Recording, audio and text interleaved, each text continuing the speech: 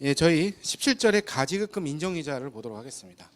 이 가지급금 인정이자는요, 먼저 제가 개요를 가지고 좀 설명을 좀 드릴게요. 여기에 주식회사 A라고 하는 법인이 있었는데, 이 법인이 회사의 특수관계인 뭐 임원이라든지 직원이라든지 뭐 주주 등등이 있을 수 있어요. 얘네들 전부 다 특수관계인이죠. 이런 사람들한테 자금을 대여해요. 이 대여한 자금의 이름을 뭐라고 부르냐면은 가지급금이라고 부릅니다. 자, 회사에서 직원들한테 자금을 빌려주면 가지급금이라고 이제 세법에서 보고요.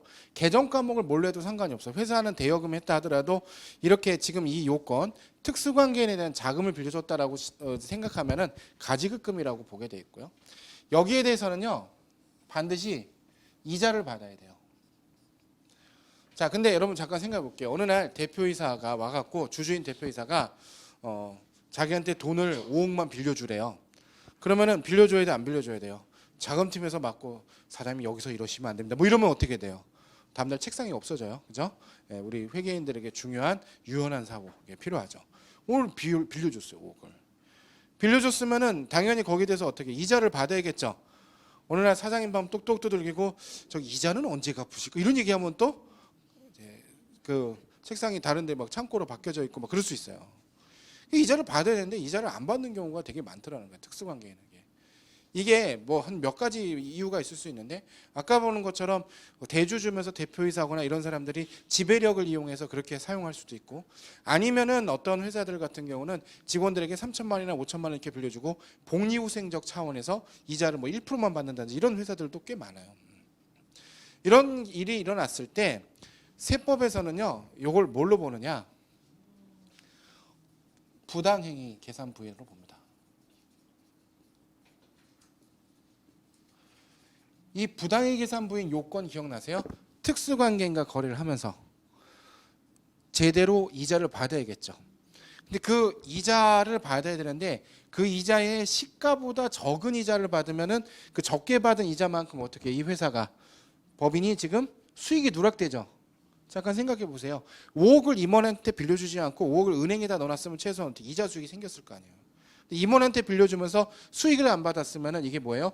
용역이나 자금에 대한 서비스를 무상으로 제공한 거에 해당되니까 저가양도에 해당되고 조세 부담에 부당한 감소가 있다고 봐서 이 이자의 시가를 구해요. 이자의 시가를 구해서 그 이자의 시가를 뭐라고 부르느냐? 인정이자라고 부릅니다. 그럼 그 인정이자를 여기다가 입금 산입을 하고요. 소득 처분은 상여 등으로 처분합니다. 사회유출로. 왜냐하면 여러분 생각해 보세요. 대표이사가 우리 회사에 근무하지 않았으면 은행에서 5억 차입했으면 그만큼 자기 돈 뭐가 나갔어야 돼요. 이자 비용이 나갔어야 되는데 회사에서 무상으로 빌렸으니까 그만큼 그 이자를 어떻게 급여로 지원받은 거나 다름이 없다고 보는 거예요. 상여 처분해서 소득세를 원천 징수해야 되는 그런 문제까지 생기죠. 이게 기본 구조입니다. 그럼 그 인정이자를 어떻게 구할 것이냐라는 건데 인정이자는 가지급금이라고 하는 것에 적수를 구해야 되겠죠. 왜냐하면 대여금은 5억 빌려줬다가 사장님이 돈이 또 남아서 1억 회사에 넣었다가 아니면 또 자금이 부족해서 3억 가져갔다 이런 경우들이 생길 수가 있겠죠. 또 하나 회사에서 한 5천만 원 이렇게 직원들한테 빌려줬어요. 그러면 보통은 일반적으로 어떻게 짜여져 있냐면 매월 급여에서 30만 원씩 이렇게 원리금 상환을 해나가요. 조금씩. 그러면 원금이 계속 까이니까 이자를 계산할 때 당연히 어떻게 계산해야 돼요? 적수를 계산해 줘야 되는 거예요. 적수를. 이 적수를 계산해서 다시 어떻게 한다? 365분의 1을 하면 이게 뭐가 나와요? 적수의 가지급금의 1을 평균 잔액이 나오죠. 여기다가 인정, 이자, 율을 곱하는 그런 방식으로 구성이 되어 있습니다. 이게 가지급금 인정이자의 기본 구조입니다. 자, 먼저 개요를 한번 읽으면서 살펴볼게요. 개요에 보시면 313페이지 개요.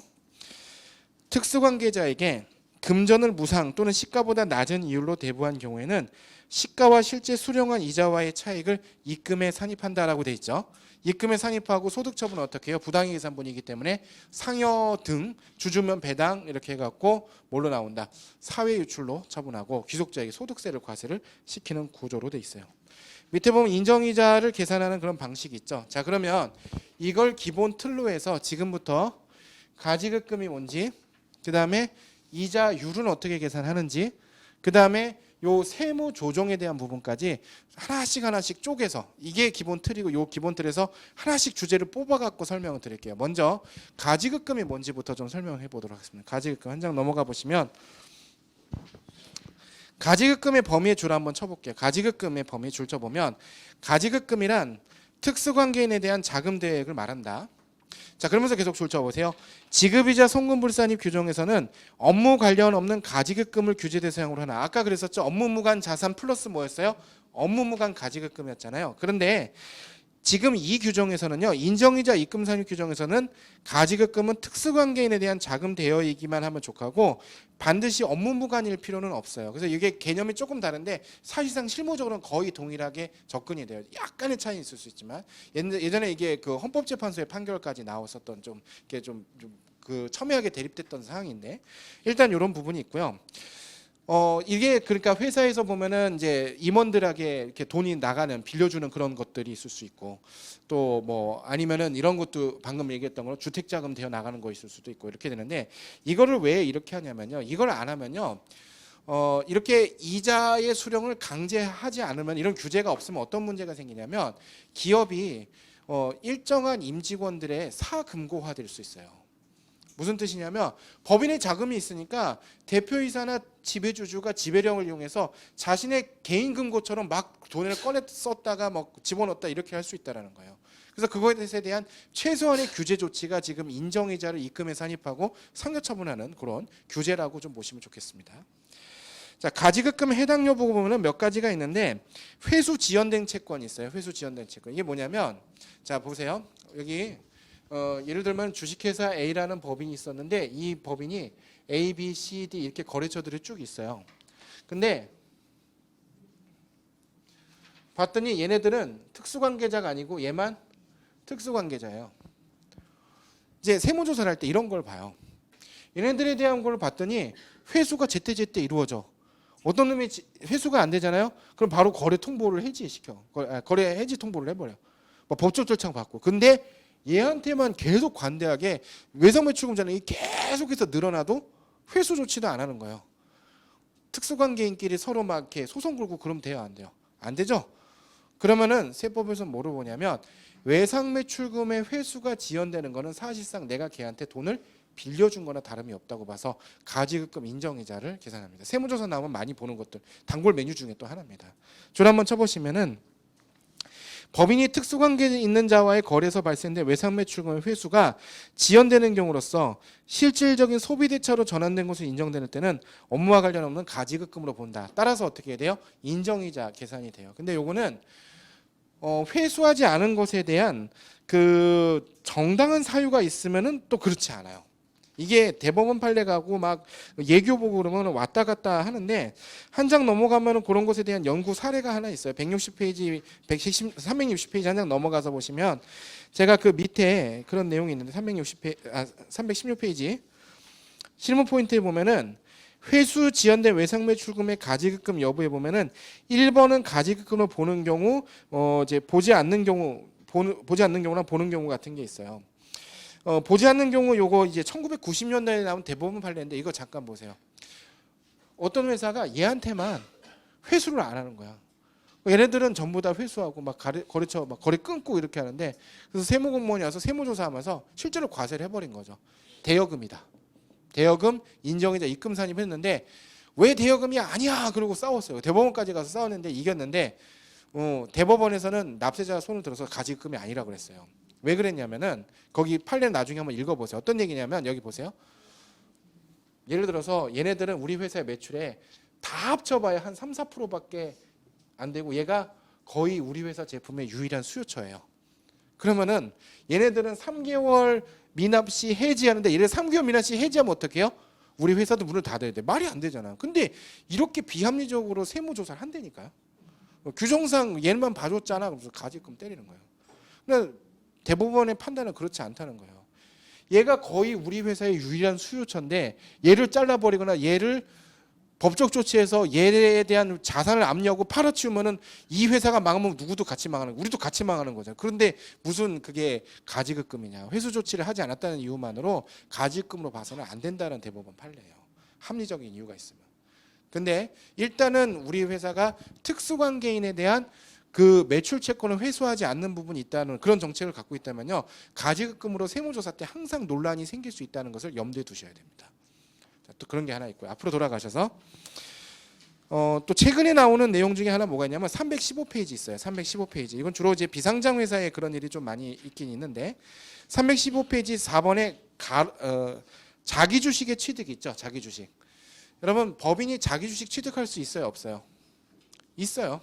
예전에는 상법에 자기 주식 취득은 소각 목적이나 자본 감소 목적 등 특정한 목적이 있어야만 할 수 있었는데 상법이 2011년도에 개정이 되면서 많이들 이게 그거를 하고 있어요. 자기 주식 취득할 수 있어요. 근데 이제 보통 상장 회사는 자기 주식 취득을 왜 할까요? 주가 방어 때문에 많이 해요. 시장에 자꾸 주식이 너무 이렇게 던져지면은 주가 방어를 해서 자기 주식 취득을 해요. 삼성전자도 다트 전자공시 가서 보면은 자기 주식 꽤 많아요. 계속 사고 팔고 이런 걸 하는데 비상장 회사들을 이렇게 살펴보니까 국세청에 보니까 어떻게 되냐면 자기 주식을 취득해요. 자, 주주라고 하면 비상장 회사는 대부분 어떻게 했어요? 일가 친척 뭐 대여섯 명이서 이렇게 주식 지분을 갖고 있겠죠. 그런데 그중 주주 중 한 명에게 자기 주식을 취득해 주면서 돈을 지급하면요, 이게 뭐가 되냐면 사실상 가지급금으로 본다는 거예요. 자기 주식을 취득을 하고 회사에 법인 돈이 빠져나갔잖아요. 보면 경제적 효과로 보면 가지급금하고 똑같다는 거예요. 그래서 줄을 한번 쳐보시면 자기 주식 취득인데 내국법인이 주주에게 우회적으로 자금할 지원 목적 없이 상법에 따라 주주로부터 자기 주식 취득하면서 지급한 금액은 업무와 관련 없는 자금 대여에게 해당하지 않는다라고 돼 있죠. 근데 이 방금 요 조문 그 예규를 읽다 보면요, 곳곳에 지뢰가 섞여 있어요. 이거를 다시 한번 뒤집어서 생각해 보세요. 우회적으로 자금을 지원할 목적이 있으면 가지급금이라는 얘기잖아. 그다음 보세요. 상법에 따라라고 했죠. 상법에 있는 규정을 100%다 지키면 가지급금이 아닌데 상법에 나와 있는 절차 중에 단 한 개라도 어기면 가지급금으로 봐요. 이 예규가 그렇게 돼 있는 거예요. 이거 읽으면은 뭐 가지급 아니라는 것처럼 보이잖아요. 그래서 제가 요거를 한 장 넘어가 보시면 317페이지 보면은 2번에 자기 주식 취득이 가지급금에 해당한다고 본 사례와 가지급금에 해당하지 않는다라고 본 사례를 두 개를 대비시켜서 넣어놨어요. 자세히 보지는 않을 텐데 거기 보면 핵심어는 뭐냐면요, 자기 주식을 취득하려면 주총도 해야 되고 전부 모든 주주에게 이렇게 통보도 해야 되고 주주랑 균등하게 뭐 취득해야 되고 이런 많은 요건들이 있어요. 그 요건을 단 한 개도 어기지 않고 정확하게 절차를 지켜서 했을 때만 가지급금이 아니라는 거예요. 근데 그냥 그런 절차들을 생략하고 비상장 회사니까 대충 이렇게 뭐 서류도 없이 상법에 있는 규정도 좀 어겨가면서 이렇게 하면은 그냥 가지급금으로 봐서 인정이자 입금 산입하는 사례들이 최근에 좀 나오고 있습니다. 2018년, 17년 이렇게 보시면 되는데 하나만 볼게요. 2번의 동그라미 1번 한번 보세요. 317페이지 2번의 동그라미 1번에 한번 줄치시면서 보면은 상법상의 주주 균등 조건의 취득이 아닌 점, 배당 가능 이익을 재원으로 자기 주식을 취득한 것이 아니라 관계회사 차입금과 마이너스 통장 대출자금으로 취득한 것으로 자기 주식 취득이 무효라는 전제에 근거한 업무간 가지급금의 판단은 적법하다. 즉 뭐란 얘기예요? 세무조사 과정에서 가지급금으로 보고 인정이자 입금 산입한 게 맞다라는 이제 심사 판례가 이제 생긴 거죠. 그런 것들이 좀 있다는 거 좀 보시면 좋겠고, 그 3번에 보시면은요, 가지급금에 해당하지 않으려면 이렇게 해야 돼요. 3번에 첫 번째 나온 것처럼 자기 주식 거래에 참여한 주주가 특정 주주가 아닌 청구법인의 주주 전원에 해당돼요. 그러니까 주주가 4-5명 있는데 한 명의 주식만 취득하면 안 되고 전체 다에게 해당돼야 되고, 지분 비율을 따라 균등하게 매각하고 뭐 이런 것들의 요건을 다 갖춰야 됩니다. 한 장 넘어가 보시면은 제가 그 4번에 나와 있는데 그 고등법원 판례 2017년도 최근에 나온 판례에 따르면요, 어떤 경우가 그러면 적법한 상법에 적법한 자기주식 취득인지를 쭉 나열하고 있는 판례예요. 이거를 보고 여기 나와 있는 이 판례에 있는 대로 다 지켜서 하면 가지급금이 아니라는 거예요. 하지 말아야겠죠, 그냥. 좀 복잡한데 그런 내용 이번에 제가 한번 정리해서 넣어놨으니까 조금 이렇게 자세히 보실 분들은 좀 보시기로 하고요. 자, 여기 한번 보세요. 제가 기본 틀에서 가지급금 얘기했죠. 가지급금은 기본적으로 업무와 무관한지 여부랑 상관없이 자금 대여 얘기인데 여기서 외상 매출금의 회수 지연이 가지급금이 될 수 있는 점, 또 자기 주식의 취득이 가지급금이 될 수 있는 점, 이런 부분들을 좀 쟁점적으로 최근 판례들이나 이런 것들을 좀 살펴봤어요. 이번에 뭘 볼 거냐면 인정이자율이에요. 인정이자율은요. 이 320페이지 아래쪽에 한번 좀 보시도록 하겠습니다. 320페이지.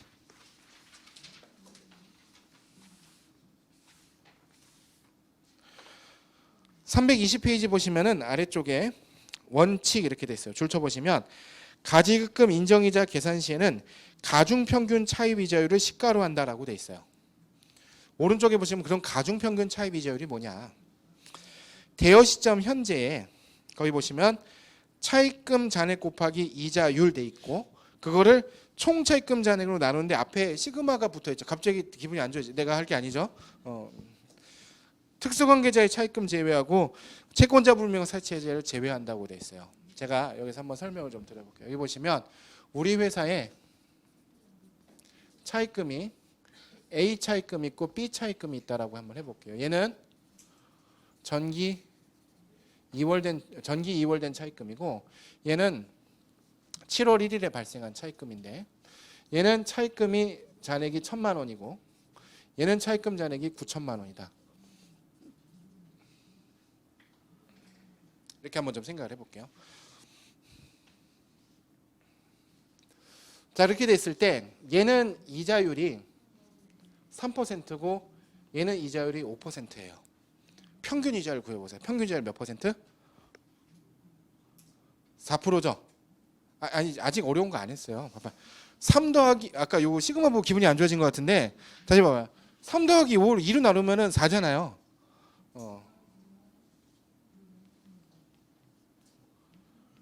이거잖아요. 이렇게 구하면 안 돼요. 왜냐면 자 우리 회사 차입금 A, B 중에 누가 더 차입금 잔액이 더 많아요? B가 더 많죠? 그러면 딱 중간인 4보다는 어디에 좀 가깝게 나오는 게 맞아요? 여기 좀 가깝게 나오는 게 맞죠? 그걸 계산하려면 1,000만 원 곱하기 3% 하면 얼마가 나와요? 30만 원 나오죠? 그 다음에 9천만 원 곱하기 5% 하면 얼마 나와요? 450만 원 나오죠. 합치면 얼마? 480만 원이죠. 이 둘을 더해갖고 우리 회사의 총 차입금 얼마? 1억으로 나눠요. 그럼 얼마 나왔어요? 4.8% 나오죠. 이거를 가리켜서 가중 평균이다 이렇게 불러요. 그래서 거기 다시 한번 계산식을 보면 이게 좀 이해가 되시죠? 차입금 잔액 곱하기 이자율 한 거를 다 더하는 거예요. 차입금이 3개면 3개를 다 더하고 10개면 10개를 다 더해요. 그래서 우리 회사의 전체 차입금으로 나눠요. 비빔밥 만드는 거죠. 이렇게 하면은 4.8%가 나오니까 여기 보세요. 딱 중간인 4%보다는 어디에 지금 가깝게 나왔어요? 여기에 가깝게 나오죠. 그죠? 그래서 말뜻은 가중평균 차입이자율이라는 말뜻은 뭐냐면 차입금 잔액의 많고 적음에 대한 가중치가 부여된 평균 이자율이다 이런 뜻이에요. 여기까지 이해되셨죠? 그런데 이게 실무상 적용하기가 굉장히 힘들어요. 왜냐하면 방금 본 321페이지 산식에 보면 앞에 뭐가 나와 있냐면 대여 시점 현재라는 표현을 쓰죠. 이게 뭐냐면 자 잠깐 보세요. 이 회사에 김 대표가 3월 1일 날 100만 원을 빌려갔어요. 가중평균 차입이자율 몇 퍼센트예요? 잠깐 생각해봐요. 3월 1일 현재 얘는 있어요 없어요? 없죠? 가중평균 차입이자율 3%예요. 근데 8월 1일 날 500만 원 빌려갔어요. 이때는 가중평균 차입이자율이 4.8%죠. 무슨 얘기냐면 가중평균 차입이자율은 대여 시점 현재마다 다시 계산해야 돼요. 왜 그런가 하냐면요. 자, 한번 쭉 보세요. 이 개념 컨셉을 이해하는 게 중요한데 보세요. 지금 우리는 뭘 구하고 있냐면 부당한 행위를 했는지 여부를 따지기 위해서 뭐예요? 인정이자를 구해야죠. 부당의 계산부에는 항상 뭐가 있어요? 회사의 회계 처리와 실제 시가하고의 차액을 세무 조정하는 거죠. 그럼 시가라고 하는 것, 그 이자의 시가를 뭐라고 불렀어요? 인정이자죠. 근데 여러분 이자의 시가라는 게 어디 있어요? 인정이자라고 하는 이자의 시가는요 뭐냐면 너희 회사가 처한 신용도에 따라 다르다는 거예요. 잘 봐요. 3월 1일 현재 이 회사는 3%의 이자율로 외부에서 차입할 수가 있었어요. 그럼 3%로 이자 3%로 빌릴 수 있으면은 신용도가 좋은 편이죠. 그러면 너도 3%로 빌려줘도 돼. 너희 대표이사에게. 그런데 7월 1일이 지나면서 9천만 원이나 되는 많은 돈을 비싼 이자율 5%로 빌릴 수밖에 없으면 평균 이자율이 몇 프로로 뛰어요 이제? 4.8% 뛰죠? 그럼 자금 사정이 별로 안 좋죠? 그럼 너도 4.8% 받으라는 얘기예요. 개념적으로 보면 굉장히 훌륭하죠? 이자의 시가를 어떻게 구하고 있어요? 너희 회사가 지금 지고 있는 시시각각으로 변하는 회사의 신용도를 실시간으로 평가해서 돈 빌려줄 때마다 평균 이자를 계속 다시 구하라는 거예요. 개념적으로 굉장히 훌륭한데 이런 건 못 써요. 못 쓸 것이야. 돈 나갈 때마다 평균 이자를 계속 구해야 돼요. 제가 ERP 시스템 만든다 그랬잖아요. ERP 시스템 개발할 때 이거를 정말 검토를 많이 했어요. 가중평균 차입이자를. 근데 이게 대출 잔액도 직원들 거 계속 바뀌죠. 월급에서 계속 까내려고 하니까. 이자 계속 바뀌죠. 이자도 바뀌는 게 뭐 변동금리로 계속 바뀌죠. 이걸 다 시스템을 돌려갖고 매일매일 이거를 돈 나갈 때마다 평균 이자를 다시 구하려니까 안 하는 게 나을 것 같아요. 그래서 이게 지금 보면 이 가중평균 차입이자를 시가로 한다. 방금 저희가 요 문장 하나 읽고 넘어왔잖아요. 요 문장 하나 읽고 넘어왔을 때 보면 개념적으로는 정말로 훌륭하게 잘 짠 건데 실무상 쓰는 데가 거의 없어요. 제가 100억 들여서 ERP 개발하는데 여기도 이거 하자 그랬다. 제가 하지 말자. 안 된다 그랬어요. 안 되는 이유를 쭉 설명했어요. 그리고 그 시도했지만 안 돼. 그래서 준비했습니다. 오른쪽에 예외. 가로 2번에 반가로 1번에 보면 당좌대출 이자율이라 그래요. 세법에서 이자율을 정해버렸어. 이 당좌대출 이자율은 뭐냐면 한 장 넘어가시면 지금 현재 4.6%입니다. 그래서 인정이자율은 원칙이 가중평균이지만 예외적으로 그냥 법에서 정한 이자율 4.6%인데 실제로 실무상으로 4.6%를 많이 써요. 대기업들도 중소기업들도 거의 4.6% 많이 씁니다. 이렇게 쓰죠. 다시 앞으로 돌아가셔서 그럼 당좌대출 이자율은 아무 때나 쓸 수 있느냐? 아무 때나 써도 돼요. 321페이지 보면 예외에 개요에 보시면은 자 줄 쳐보세요. 다음의 경우에는 예외적으로 당좌대출 이자율을 시가로 할 수 있다 이렇게 돼 있죠. 시가로 할 수 있다. 거기 보시면 동그라미 1번에 해당 법인이 법인세 과세표준 신고와 함께 당좌대출 이자율을 시가로 선택하는 경우라고 돼 있죠. 법인세 신고하면서 전 당좌대출 이자율 쓸게요라고 신청하면은 4.6%를 쓸 수 있어요. 그럼 법인세 신고할 때 이 당좌대출 이자율을 시가로 선택한다는 것은 무슨 의미냐면요. 책 페이지를 잠깐 연결하시면 좋을 텐데 332페이지를 연결하고 잠깐 가보세요. 332페이지에 가보시면은 우리가 법인세 신고할 때 제출하는 서식이 요 갑지를 제출하거든요. 을지도 있긴 있는데 을지는 법인세 신고할 때 전자신고할 때 안 들어가요. 을지는 갑지가 들어가요. 갑지만 들어가는데 그 갑지에 보시면요. 1번에 보면 적용 이자율 선택에 있죠. 그러면은 가중평균 차입이자를 선택할 수도 있고 뭐도 있어요? 당좌대출 이자율도 있잖아요. 얘를 선택해서 표시를 해서 법인세 신고를 하면은 다시 앞으로 돌아오셔서 321페이지에 당좌대출 이자율을 선택해서 신고한 거다라고 인정을 한다는 거죠. 그러니까 우리는 이렇게 실무를 해야 되니까 이게 법조문에 이렇게 나와 있는 내용이 실제 실무상 어떻게 연결되는지를 좀 연결해 보셔야 돼요. 요 말이 아까 거기 갑지에다가 선택을 한다는 뜻이에요. 그런데 다시 돌아오셔서 321페이지 보면은 321페이지 동그라미 1번 읽었죠? 그 다음까지 계속 줄 쳐보세요. 뭐라고 나오냐면 이 경우 나오는데 이 경우 당좌대출 이자율을 시가로 하여 선택한 사업연도와 이후 두 개의 사업연도는 당좌대출 이자율을 시가로 선택한다. 즉 뭐예요? 당좌대출 이자율 4.6%를 한번 선택했으면 이후 두 개니까 최소 몇 년을 사용해야 돼요? 3년을 사용해야 돼요. 그럼 잠깐 여기서 예를 하나 들어볼게요. 여기 보세요. X1년도에 당좌를 썼어요. 선택을 하면은 X2, X3년도까지는 전부 다 당좌대출 이자를 써야 된다는 얘기죠. 그러고 나서 X4년도에도 또 당좌를 썼어요. 그리고 X5년도에 가중평균 차이 비자율 선택할 수 있을까요, 없을까요? 이게 법조문이 참 해석하기가 어려운 게 방금 동그라미 1번에 있는 내용을 보면은 선택한 사업연도와 이후 2개 사업연도는 의무적으로 적용하라고 돼 있죠. 그러면 이 법조문에 어떻게 되냐면은 선택한 사업연도와 그 이후 2개 사업연도 법조문에 언급이 있는 거지만 그 다음 연도부터는 언급이 없는 거예요. 그럼 여기서 이제 해석에서 갑설과 을설로 나뉘어요.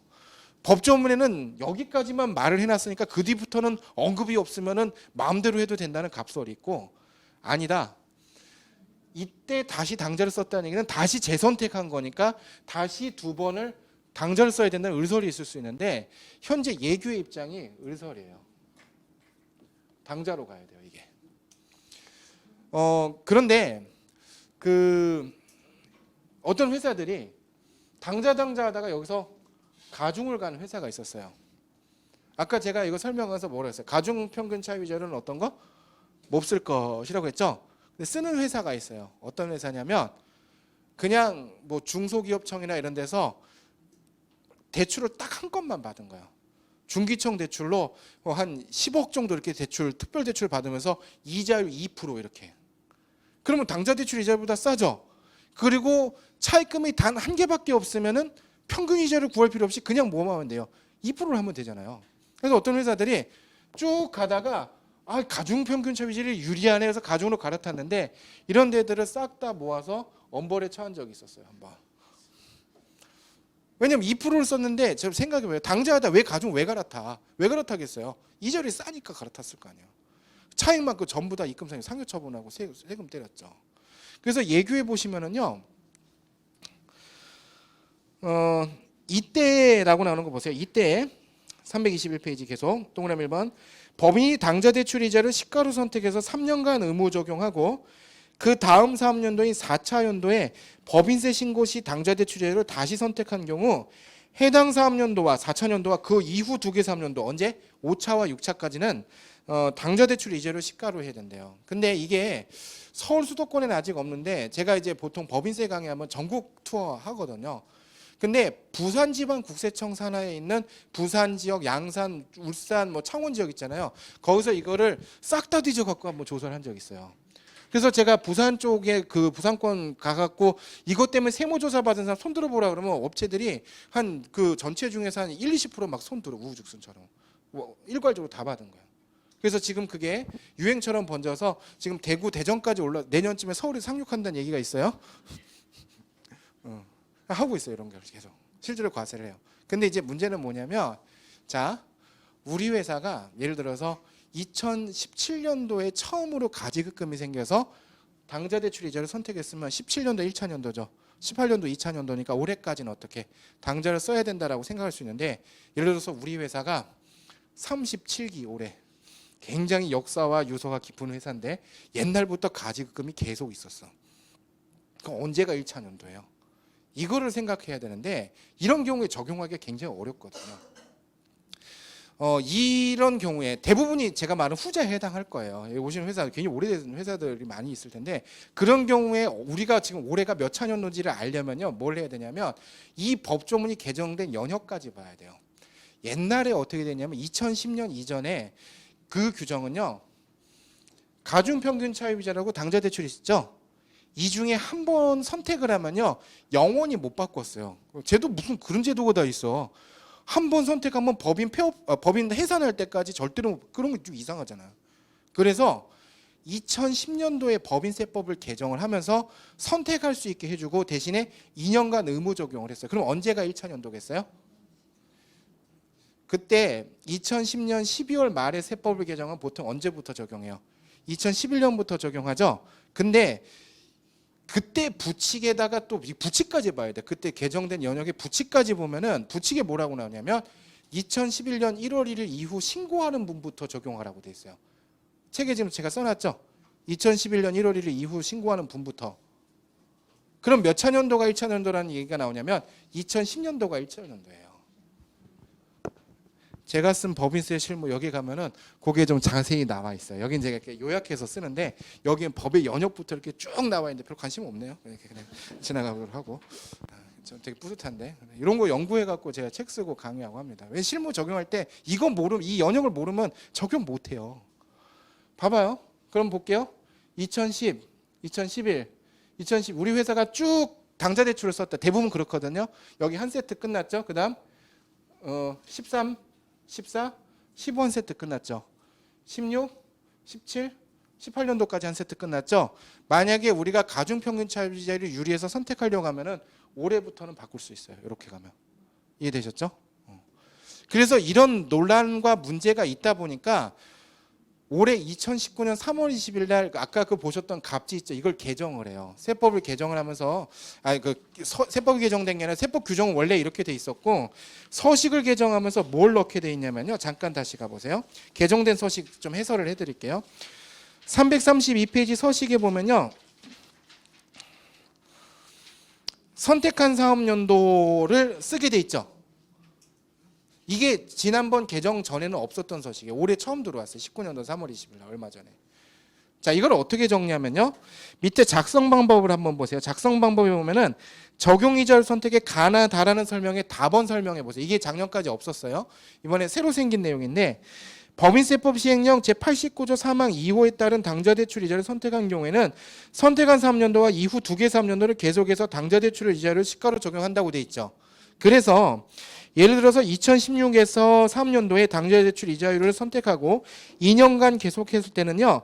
선택한 3년도는 2016년 10월 1월 1일부터 12월 31일까지를 기재한다는 거예요. 그럼 잠깐 여기 보세요. 옛날부터 우리 회사가 계속해서 당좌대출 이자를 선택을 해갖고 왔다라고 하면은요, 그러니까 이 법 개정되기 전부터 당좌대출을 쭉 썼다라고 하면은 이번에 법인세 서식에 쓸 때 19년도에 만약에 지금 법인세 신고를 하잖아요. 그러면은 거기는 뭐라고 적어야 돼요? 올해가 처음 선택하는 거잖아요, 그죠? 19년 1일부터 12월 31일. 또는 우리 회사는 가지급금이 전혀 없다가 17년도에 처음 생겼어요. 그럼 어디까지가 의무 적용이에요? 17, 18, 19까지가 의무 적용이죠. 그러면 언제가 선택한 사업연도에 거기다 뭐라고 써야 돼? 가로 안에다가 17년도라고 적어야 되는 거예요. 이게 작년까지 없었어요. 올해 새로 생긴 내용이에요. 한번 여기까지 해설을 해서 드렸고, 자 여기까지 했으면은 뭘 설명을 다 했냐면은 자 여기 가지금 적수, 인정이자율까지 설명드렸어요. 이제 요 세무조정 파트를 설명드릴게요. 세무조정 파트. 세무조정 파트를 좀 보시면은요. 322페이지를 볼 차례인데 좁혀보시면 원칙 계산된 인정이자와 회사가 수령한 이자와의 차익은 입금에 산입하며 금전을 대여받은 자의 구분에 따라 다음과 같이 소득 처분한다. 주주한테 빌려줬으면 배당, 뭐 앞에서 한 거죠. 직원한테 빌려줬으면 상여, 만약에 관계회사인 법인에게 빌려줬으면 기타 사회 유출로 합니다. 그리고 그 외에는 기타 소득으로 과세를 한다. 여기까지 살펴보시면 좋은데 지금부터 뭐 간단하지는 않은데 조금 어려운 문제를 조금 설명드릴게요. 그 지금부터 설명드리는 내용은 이제 회사별로 조금 이런 상황이 있을 수도 있고 없을 수도 있는데 자 예를 한번 들어볼게요. 아까 이제 회사에 우리 대표이사 주주인 출자 임원이 한 5억을 빌려갔어요. 5억을 빌려갔을 때 4.6% 하면 계산이 복잡하다. 그럼 10억으로 할게요. 다시 10억으로 빌려갔으면은 4.6%면 얼마가 계산이 돼? 10억이면 4,600만 원이 되죠. 4,600만 원을 입금 산입 상여 처분하면 어떤 일이 생겨요? 근로소득세 4,600만 원에서 근로소득세 내죠. 끝이 아니에요. 4,600 지급명세서 수정신고하면 건보료도 나와요. 추가로. 그러니까 굉장히 귀찮다는 거죠. 세금도 많이 나오고. 그래서 어떤 회사들이 어떻게 하냐면 실제로 그런 임원들한테 돈을 받기는 어렵고 12월 31일 날 이렇게 회계 처리합니다. 미수 수익 4,600만 원, 대변에 이자 수익 4,600. 자, 잠깐 보세요. 이 부당행위 계산분이라고 하는 것은 세법상 계산된 시가 4,600만 원과 실제 회사가 수령한 이자의 차익을 세무 조정하잖아요. 저렇게 계산하면은 회사의 손익계산서에는 수익의 누락액이 있어요, 없어요? 없죠. 그러니까 세무 조정을 할 필요가 없죠. 다만 4,600에 대해서 이미 이자 수익에 반영된 것이 어디에 반영돼요? 당기순이익에 반영돼서 법인세는 나와요. 뭘 피할 수 있어요? 상여처분을 피할 수 있는 거예요. 그래서 많은 회사들이 차변의 미수 수익, 대변의 이자 수익해서 실제로 받진 않았지만 이렇게 받은 것처럼 회계 처리를 하는 경우가 있을 수 있어요. 자, 그럼 과연 이거는 되는 것인가? 이렇게 해도 그거를 잠깐만 좀 설명을 좀 드릴게요. 가로 3번에 322페이지 보시면은 322페이지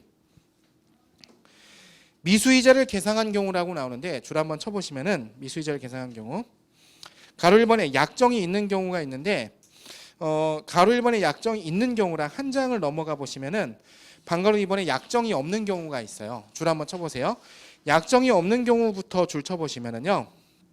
약정이 없는 경우 반가로 2번 324페이지 법인이 특수관계인 간의 금전거래에 있어서 상환기간 및 이자율에 대한 약정이 없는 대여금 및 가지급금에 대해서는 결산상 미수이자를 계상한 경우에도 미수이자는 입금 불산입하고요.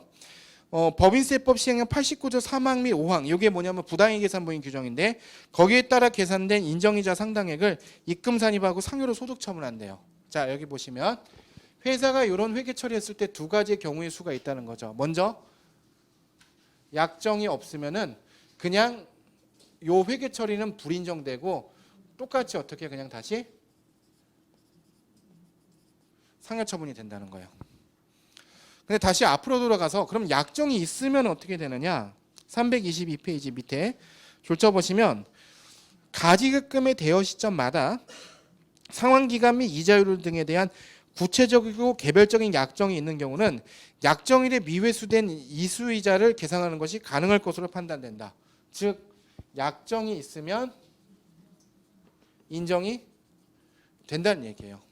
그럼 상여처분은 피할 수 있어요. 자, 이렇게 되면은 우리가 이걸 또 실무적인 용어로 바꿀 수 있어야 돼요. 약정이 있냐 없냐 이거는 뭘 얘기하는 거예요? 이거는 회사에서 돈을 빌려줄 때 대여금 계약서를 작성했는지를 말하는 거예요. 이렇게 요 세법 법조문에 나오는 또 책에 나오는 요 얘기를 실무적인 용어로 바꿀 수 있어야 돼. 우리가 그러면 어떻게 해야 되냐? 우리가 계약서를 쓰라니 계약서. 계약서를 써서 그 계약서에 이자 지급일을 12월 31일 이렇게 잡고 이자율도 4.6% 이렇게 다 적어 놓으면은 이렇게 잡아도 인정을 해 주겠다는 거예요. 그러면 상여처분을 피할 수가 있겠죠. 법인세는 내더라도. 근데 제가 저희 자문하는 회사가 있었는데 이 회사가 사장님이 가지급금을 엄청 많이 가져가는 거예요. 중소기업이니까 사장님이 거의 지분 100% 자녀들이랑 지분 있지만 사실 사장님 거죠 전부 다. 그래서 가지급금을 막 가져가는데 그 회사에서 결산을 할 때마다 10월 말에 미수 수익, 이자 수익은 항상 이렇게 계산을 해갖고 왔거든요. 그래서 어느 날 회계팀장님이 전화 와서 저희 맨날 결산할 때마다 이렇게 잡는데 잡아도 되냐고 물어보길래 똑같이 얘기했죠. 약정이 있으면은 인정이 되고 약정이 없으면 안 된다라고 했더니 그럼 하는 얘기가 그러면 계약서를 써야 되는데 사장님은 일주일에 한 번씩 돈을 빼간대. 계속 돈 들어오면 다 빼가는 거야. 그러다가 월급날 때 사장님 돈이 없어요. 그럼 또 다 집어넣고. 그래서 1년에 한 50번 가져가는데 그러면 차입금 약정서 계약서를 50장 써야 되냐고서 네 그렇죠 이렇게 얘기를 했어요. 근데 전화를 끊어요. 한 10분 있다가 회계팀장이 다시 바로 방금 그 사람이 또 전화가 온 거예요. 자기가 아이디어를 냈대. 그래서 우리 사장님은 10억 원 범위 내에서 자유롭게 가져갈 수 있다. 이렇게 쓰면 안 되냐. 그리고 차입금의 상환 기간은 이제 뭐 사장님 마음대로 머리가 좋죠. 그런 사람들을 엄벌에 처하기 위해서 오른쪽에 보면 323페이지 동그라미 1번에 담안하고 나와요. 323페이지 담안하고 나오는 거. 오른쪽 페이지 위에 줄자 보세요. 구체적이고 개별 약정이 아닌 포괄 약정 등은 약정이 없는 것으로 봐서 어차피 상여처분하도록 됐어요. 이 밑에 예규를 보세요. 예규 보면 그렇게 돼요. 동그라미 2번만 박스 안에 동그라미 2번을 보면 법인이 출자자와 금전거래를 하면서 원금과 이자의 상환기간을 구체적으로 적시하지 않고 익년도 회계기간 내라는 포괄적 표현을 하면 약정이 없는 것으로 봐요. 이미 그럴 줄 알고 예규 다 있어요. 없는 걸로 봐요. 그럼 어떻게 해요? 다시 얘기해줘서 다시 슬퍼졌다는 거죠. 50장 다 써야 되는구나. 이렇게. 그렇게 돼 있고요. 한 장을 좀 넘어가셔서 뭐 324페이지 가로 4번은요. 그냥 말로만 언급드릴게요. 그래서 회계 처리할 때 어떤 회사들이 이렇게 했대요. 이제 심판례나 이제 판례를 보면 이렇게 되는데 그러면 차변에 현금 4,600만 원, 대변에 이자 수익 4,600만 원 이렇게 하면은 받은 거잖아요. 그렇게 했으면은 받은 거니까 이 현금으로 수령한 거와 차액을 세무 조정한다. 그런 예규가 있긴 있어요. 그게 오른쪽에 보시면은 325페이지에 나온 그런 예규인데요. 현금 계상액과 인정이자 차익을 입금해 산입하는 예규가 있는데 그게 되게 옛날 거예요. 1990년도랑 85년도에 나온 예규인데 오히려 그 다음에 보시면 밑에 2013년도에 나온 얘기는 실제로 현금이 회수되는지는 사실 판단을 해야 되고, 그다음 밑에 나오는 조세심판원의 심판례를 보면요, 이건 자세히 읽지는 않겠지만은 거기 내용에 보면 현금으로 회계 처리만 하고 실제로 현금이 안 들어왔고 금융거래를 이제 그 소명하지 못하면은 그거는 그냥 상여처분된다. 왜냐하면 여러분 현금으로 저거를 회계 처리했으면 저게 뭐 어디에 있어야 돼요? 현금 출납장에 있어야겠죠. 그럼 앞뒤에 똑같이 4,600원 아니더라도 최소한 2천만 원, 3천만 원을 다시 ATM을 통해서 입금하거나 이런 흔적이 있어야 되잖아요. 그런 거 소명 못하면 그냥 상여처분이라는 거예요. 이런 게 어려운 거예요. 뭐냐면 실무할 때 그래도 이게 좀 잘하시는 분들은 우리 뭐 여기 인하우스나 조세영어통신사나 막 텍스넷 또는 국세법령정보에서 막 예규까지 검색해서 일하시는 분들도 계세요. 아, 지금 표정 보니까 누가 그렇게 한다고 지금 뭐 그런 표정인 것 같은데 조금 실력이 쌓이면 그렇게. 왜냐면 이제 연말에 하는 법인세 중국 과정에는 예규 프린트해 갖고 와서 질문하시는 분들도 꽤 있거든요. 근데 이게 그런 게 어려운 게 예규를 검색하면 분명히 이런 예규가 있거든. 현금하고의 차익을 입금 산입한다는. 그러니까 그렇게 해도 되는가 하는데 자신이 없는 거라. 그래서 이제 저희 같은 사람들이 이렇게 책을 쓰는 거죠. 책을 써서 연구를 해갖고 이런 예규가 있지만 아래 상반되는 예규나 심판례가 있기 때문에 제가 볼 때 이거는 주의해야 된다. 저렇게 하면 안 된다. 그런 것도 이제 설명을 좀 드리고, 하나 좀 넘어가시면은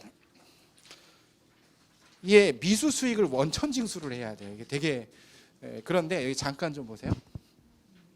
미수 수익이란 말은 지급을 했어요, 안 했어요? 안 했죠. 미수 지급 안 했죠. 원래 원천 징수는 언제 하는 거예요? 지급하는 때 해야 되죠. 그러면은 미수 수익을 잡았다는 얘기는 지급을 안 했으니까 원천 징수가 없다고 생각할 수 있는데, 우리 앞쪽에서 상여 처분되면 실제로 지급하지 않았지만 언제 지급한 것으로 봐요? 신고일에 지급한 걸로 봐서 다음 달 10일까지 원천 징수했잖아요. 마찬가지로 이자 수익 같은 경우도 다른 규정에 보면은 지급을 안 해도 약정에 의한 이자 지급일이 되면 지급 시기로 의제하는 지급 시기 의제 규정이 있어요. 그럼 잠깐 보세요. 12월 30일 날 우리가 지금 미수 수익을 잡는 거는 어떤 가정하에 약정이 있다고 가정하는 거죠. 그 날짜에 약정이 됐으면 이 날짜에 원천 징수를 해야 된다는 결론이 나와요. 이게 책마다 되게 다르게 쓰신 분들도 많아요. 다른 책에. 근데 이거는 제가 쓴 내용이 맞아요. 한번 내용 보세요. 뭐라고 나오냐면은 그 가로 2번에 326페이지 가로 2번에 보면 위에서 두 번째 줄에 그런 얘기가 있어요. 가로 2번 두 번째 줄. 미수 수익을 계상하였다면 아직 지급되지 않았다는 의미로 원천 징수 의무가 없다고 생각할 수 있으나 그 다음부터 줄 쳐보세요. 법인세법상 원천 징수 규정을 적용함에 있어 이자 소득의 지급 시기는 소득세법 시행령을 보도록 돼 있고요. 그 소득세법 시행령을 보면요, 비영업대금 이익에 대해서는 약정에 의한 이자 지급의 소득을 지급한 것으로 보아. 거기 동그라미 치세요. 약정에 의한 이자 지급이 되면 지급을 안 해도 지급한 것으로 본다는 거예요. 그러면 어떻게 해야 돼요? 약정에 의한 이자 지급일에 다음 달 10일까지 원천 징수를 해야 돼요. 그래서 원천 징수하기 때문에 며칠까지? 1월 10일까지 원천 징수를 해야 되는데 이게 현실적으로 되게 불가능해요. 그때까지 그러면은 그 특수관계인들에게 나간 가지급금에 대한 적수를 다 계산해야 돼. 열흘 안에. 인정이자 다 계산하고 원천 징수해야 되고. 근데 국세청에 홈택스에 지금 그런 거 아시죠? 홈택스에가 질문 남기면 답변 주는 거. 거기다 질문했을 때 가지급금 인정이자 미수수익 인식했을 때 원천징수 의무 있습니까? 그러면 있다고 하고, 안 하면 어떻게 됩니까? 그러면은 원천징수 불이행가산세, 지급명세 불이행가산세 있다고 이렇게 계속 답변이 나와요.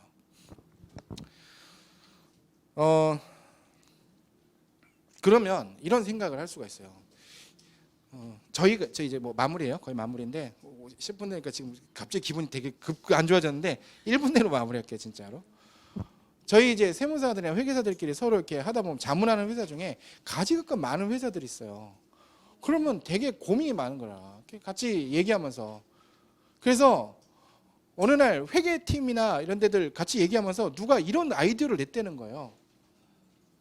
가지급금 있으면 지금 뭐 인정이자 입금 산입해야 되죠. 원천징수 뭐 있죠. 지급이자 송부불 산입 있죠. 아까 살펴본. 그렇게 해서 뭘 생각했냐면 가지급금하고 차변에 대손상각비. 생각만 해도 괜찮지 않습니까? 대손상각비 비용을 처리했으니까 당기순이익이 줄어. 세금도 줄어. 가지급금 인정이자도 계산해도 안 돼. 굉장히 괜찮죠? 이런 사람들을 엄벌에 처하기 위해서 금지. 잠깐만 손가락을 켜놓고 가보면요. 오늘 우리 대손금 한 거에서 잠깐 보고 아까 살짝 보고 넘어갔었는데 오늘 한 대손금 얘기예요. 대손 처리할 수 있는데 230페이지 다시 가보시면요.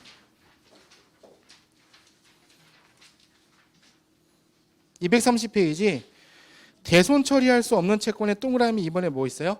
특수관계자에 대한 230페이지 보면 동그라미 2번에 업무와 관련 없는 가지급금 대손 처리 못해요. 여러분 이게 대손 처리가 가능하면 사실 지금까지 이 모든 한 얘기를 할 필요가 없어요. 어떻게 하면 돼요? 사장님 저기 저 부석사에 가서 열흘만 숨어 계십시오. 제가 실종 신고할게요. 그 다음에 어떻게 하는 거예요? 대손 처리하는 거야. 그 다음에 기적적으로 발견돼 막. 그러면은 아무도 이런 그 불이익을 보지 않을 거잖아요. 그럴까봐 이미 다 가지급금 대손 처리 안 된다고 돼 있어요. 그래서 저희 업자들끼리 뭐 하냐면요. 우리 그런 얘기를 가끔씩 해요. 회계팀 팀장이랑 사장이랑 모여서 가지급금이 너무 많은데 해결은 안 되고 어떻게 할까요? 하다가 이런저런 얘기를 통해서 막 아이디어 내고 하다가 마지막에 이런 얘기가 나요. 그러면 우리 차라리 이 법인은 폐업하고 새 출발하자. 버리자. 이건 이미 틀렸다. 이거 법인은 그냥 버리고 이제 앞으로는 잘 관리를 하자 가지급금을. 그런 생각을 할 수가 있는데요. 그런 사람들을 엄벌에 처하기 위해서 328페이지 가로 2번에 보면 책에다 제가 써놨어요. 폐업 시까지 회수되지 않은 가지급금 있죠? 예, 어떻게 되냐면요. 동그라미 2번에 대법원 판례 같이 읽어볼게요. 동그라미 2번에 보면 뭐라고 나오냐면 법인이 대표자인 원고에게 지급한 가지급금과 관련하여 폐업 시점에 원고와 법인과의 특수관계가 소멸한 것으로 보고 회수되지 않은 가지급금과 인정이자 상당액을 원고에 대한 상여로 소득 처분하고 종합소득세를 과세한 처분은 정당하다는 판례가 있죠. 이게 무슨 얘기냐면 잘 보세요. 그래도 법인이 살아있을 때는 뭐만 입금 산입해요? 상여 처분해요? 이자만 상여 처분하죠. 방금 거기 뭐가 있어요? 원금과 이자죠. 원금을 한 방에 상여 처분합니다. 이게 법인 폐업하고 나면요 가끔씩 세무서에서 소명이 나와요. 중소기업들 연매출 10억 20억밖에 안 하는 가지급금 1억 정도 있는 이런 회사들도요 나와요. 이게 소명 안내가 1억 원 한꺼번에 소득세 왕창 때려먹어. 그래서 여러분 가지급금 많은 회사 함부로 이렇게 문 닫고 새 출발 큰일 나요. 갑자기 어마어마한 결과가 발생할 수 있어요. 이렇게 해서 가지급금까지 좀 설명을 좀 드렸고요. 오늘 여기까지 하고 내일 오시면은 내일 늦지 말고 꼭 오세요. 1교시 때 아마 업무용 수용차 관련 병명서 요거 할 거예요. 중요한 내용 할 거니까 내일 맞아 수업하도록 하겠습니다. 여기서 마치겠습니다. 여러분 수고하셨습니다.